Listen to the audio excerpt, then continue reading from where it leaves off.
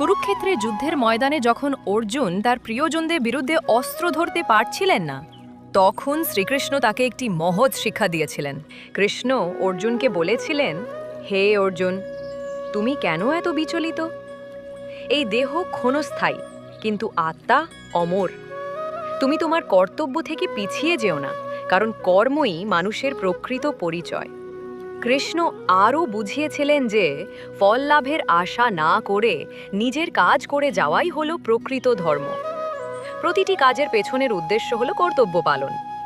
এই গল্প থেকে আমরা শিখি যে জীবনে অনেক সময় কঠিন পরিস্থিতিতে আমাদের মন দুর্বল হয়ে পড়ে, কিন্তু তখন আমাদের কর্তব্য এবং লক্ষ্য থেকে সরে আসা উচিত নয়।